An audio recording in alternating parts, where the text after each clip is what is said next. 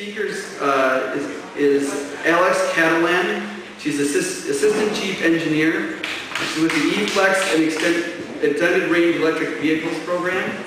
So she has lots of good information here for us tonight. And again, go ahead and write your name, your questions down on the index card, and afterwards she'll still be here talking. She'll be popping in and out during the weekend as well. So don't feel like this is going to be your one chance to ask a question. I'm very excited that she's here. I appreciate you taking the time on your schedule to be here, and I'm interested to hear what you can share with us tonight. Thank you.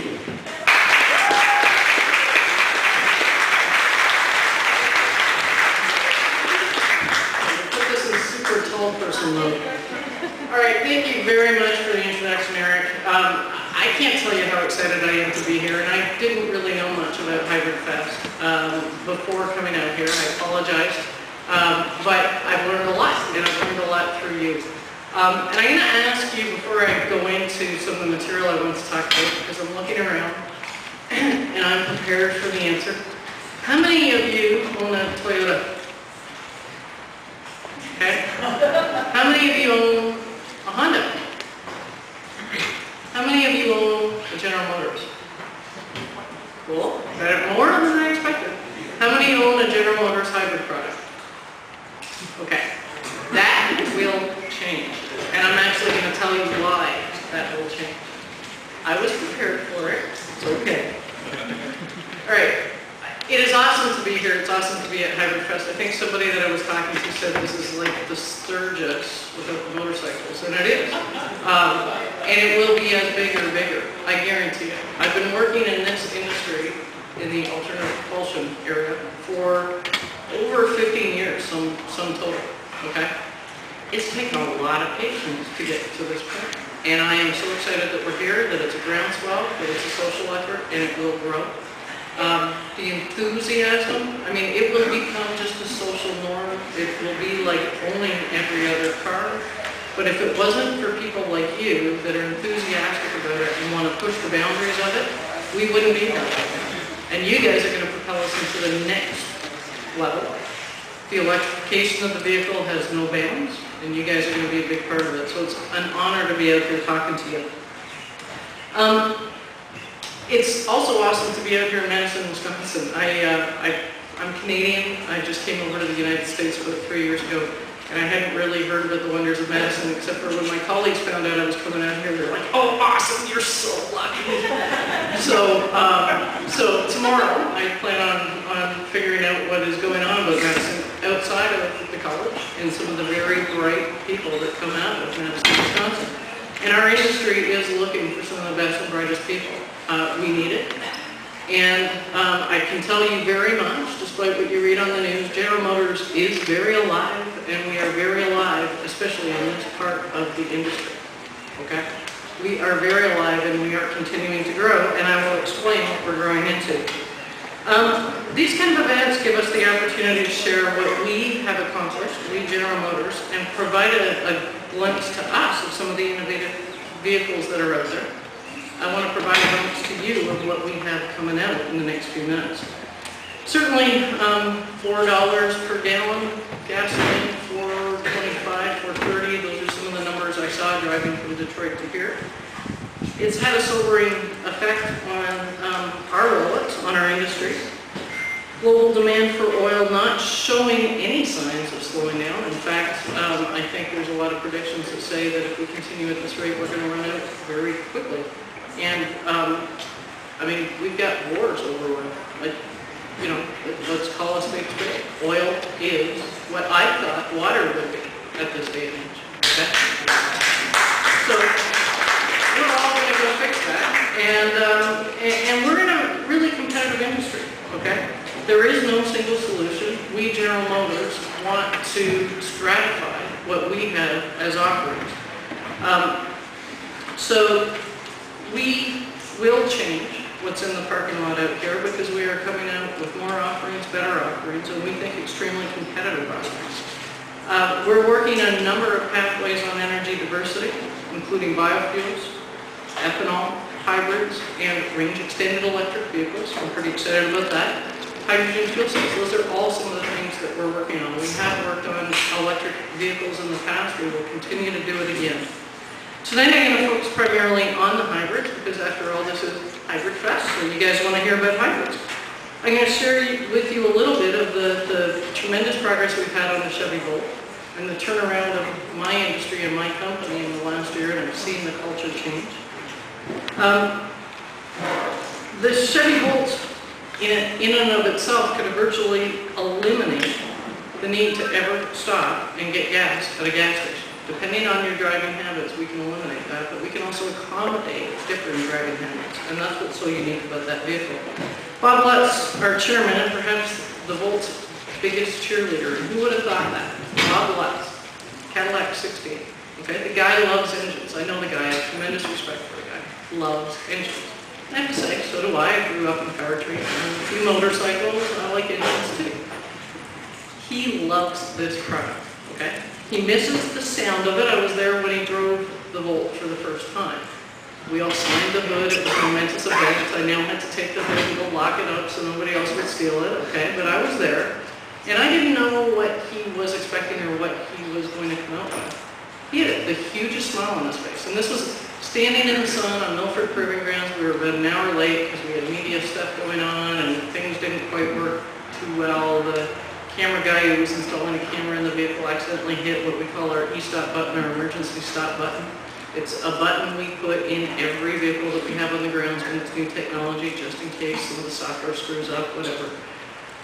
Okay, so we were standing there for an hour and a half fixing this. He was grumpy. I know when Bob gets grumpy. He's not a patient guy. He got out of that car and he was like a little kid in a candy store. Okay? These are the kind of things that are going to turn the organization around, turn what we do around. So he is now the biggest champion of something called the Chevy Volt, and he wants to know everything that's going on in our hybrids because this is the way of the future, and General Motors is completely on board.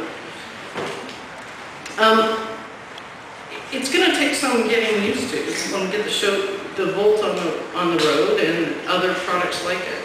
But there will be a day that I hope you won't be hearing that whir of the engine. Okay? You're going to be hearing the whir of the motors, and that's what we're all about. That's what we're trying to produce here. I'm just going to step aside from the speech and ask you, what's the biggest ooh-ah in your hybrids? So when the engine's off?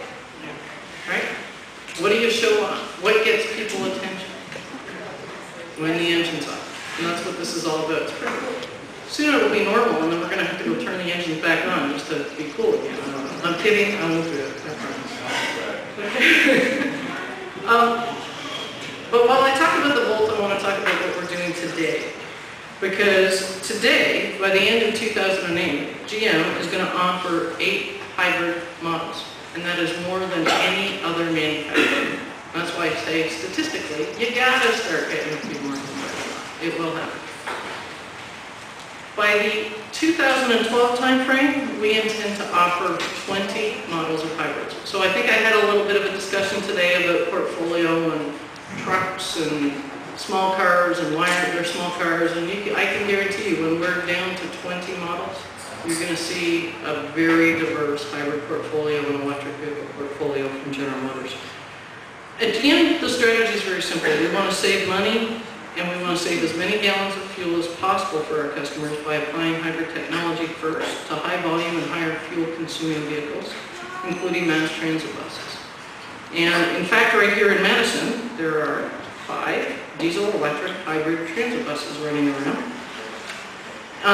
That GM Allison has manufactured, and in fact there are more than 1,000 of these buses in service in 80 North American cities today, and orders for 1,700 more. Now, that bus was the foundation of some of the technology that you see on the Tahoe today, and some of the technology that you're going to see coming up. We have some of the best and brightest engineers. We might have been a little misapplied in where we wanted to put that technology and how much on the forefront it was in General Motors. That is changing. And I guarantee we are going to turn this industry around, and it will be American again. With more and more people using public transit to save money, we hope cities will discover the benefits of these clean and efficient buses. According to 2006 study by NREL, which is the National Renewable Energy Laboratory, transit buses with GMLs and hybrid technology deliver up to 75% better fuel economy than traditional transit buses. That's pretty awesome.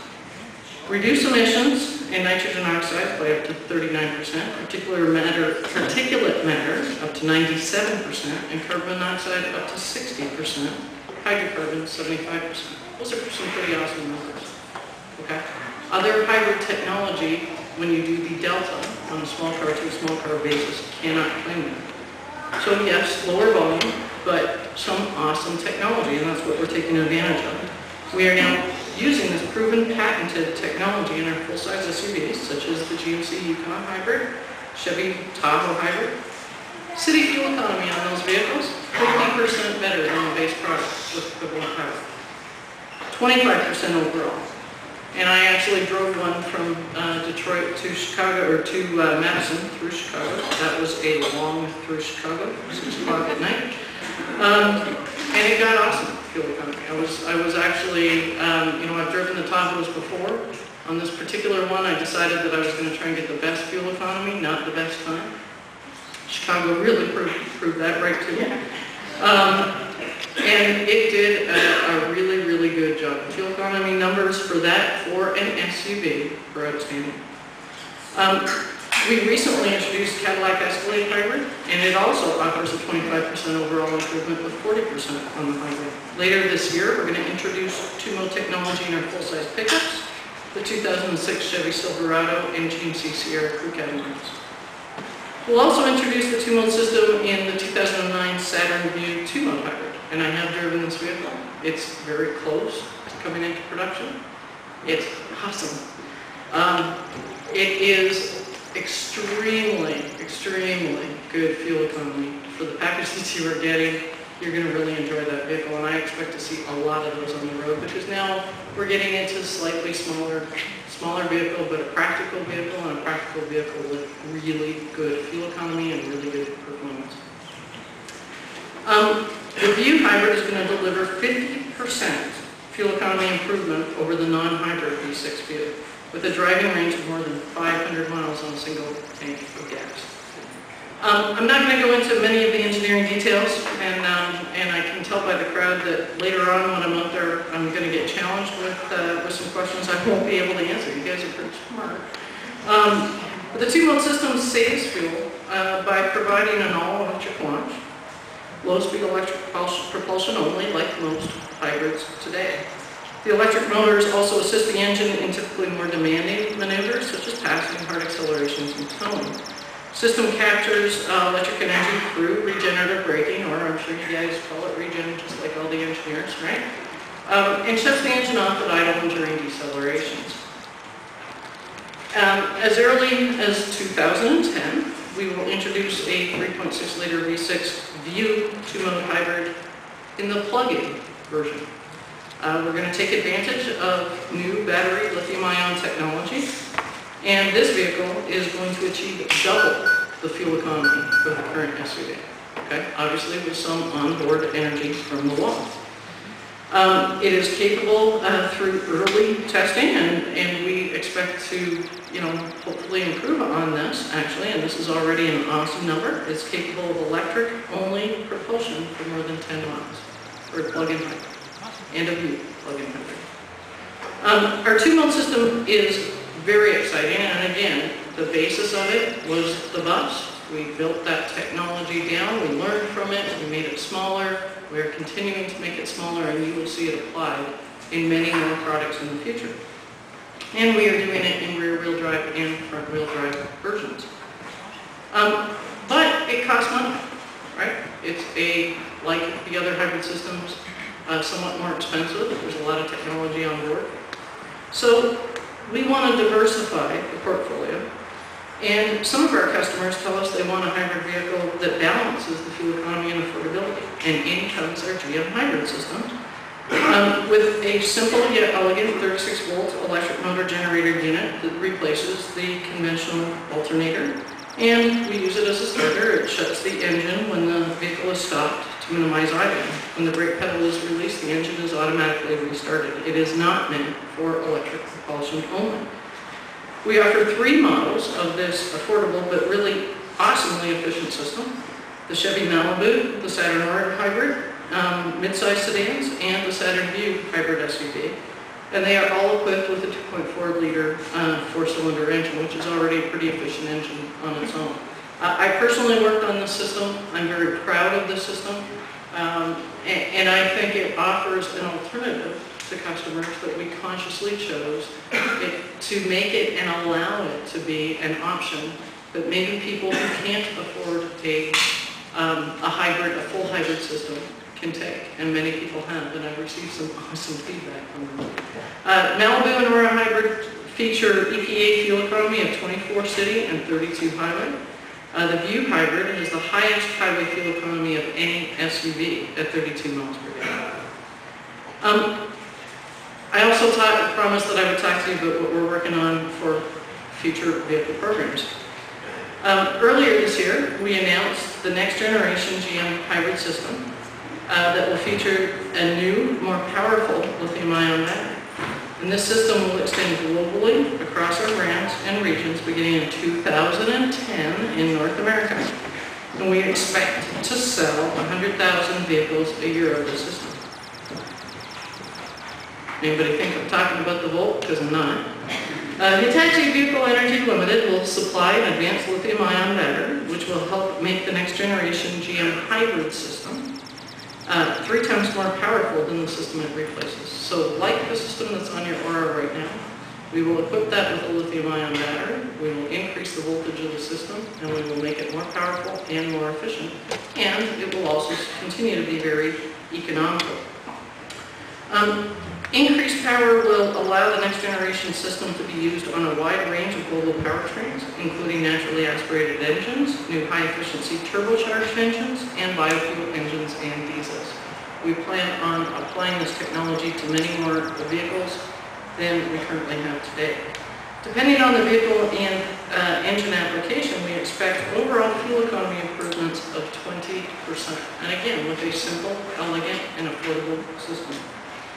Before I close, I'm going to give you an update on the ongoing work called the Chevy Volt, my new passion. My new passion, 80 hours a week actually. Sometimes it feels like 80 hours a day. But this is, I think, the most amazing product that I've ever worked on in my career, and I think we're going to blow the socks off of the industry with this thing. Last month, the GM Board of Directors approved production funding for the Volt. You guys have read the newspapers. You know, GM is struggling for current cash flow, okay? And anybody who asks me if we're serious, I know the sum total of what they approved. This is what we are going to spend for development of electrification of the vehicle. So the one thing I can assure you, and I know I'm going to get asked it this weekend anyway, it is a serious, serious effort.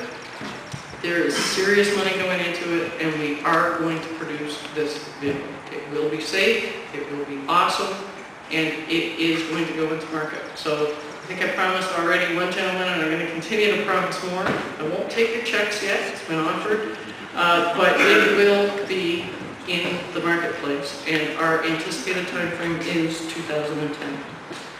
Key to getting the Volt on the road lies in developing reliable battery technology because of the power, energy, durability requirements for an automotive battery application differ significantly from those that you see in other applications, okay? Batteries for phones, for power tools, etc. The automotive environment to engineer in is one of the toughest environments for the type of reliability that we are looking at. We're looking at 15-year reliability for a battery pack. It takes time to develop that, to test it, to make sure it's available.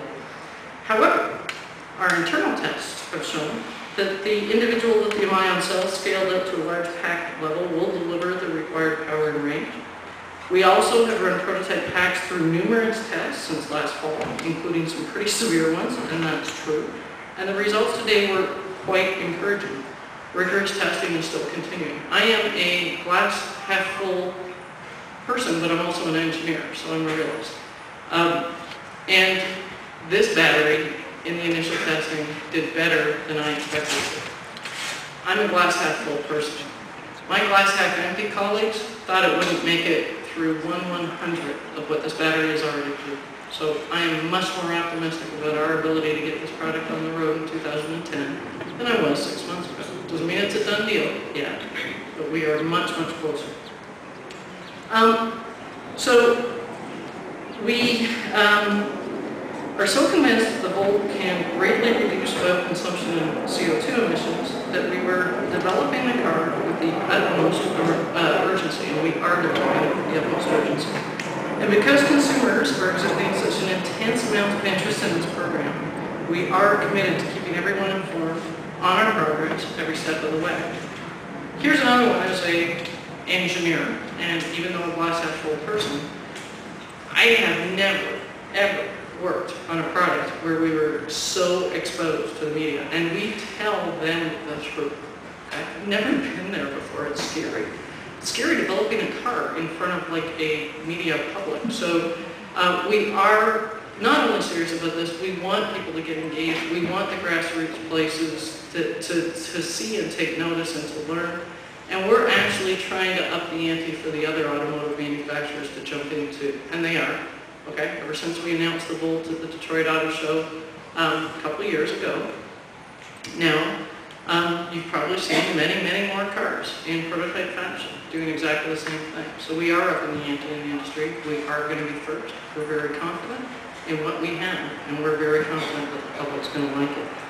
So enough about my product, because I could go on all night, and I will, by the way. If anybody has any questions, we'll answer a few here. We'll answer more later on, and I'll be back tomorrow.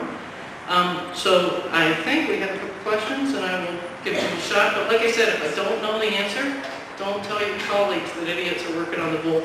I'll get you the answer and show that we all know what we're doing, okay? Thank you.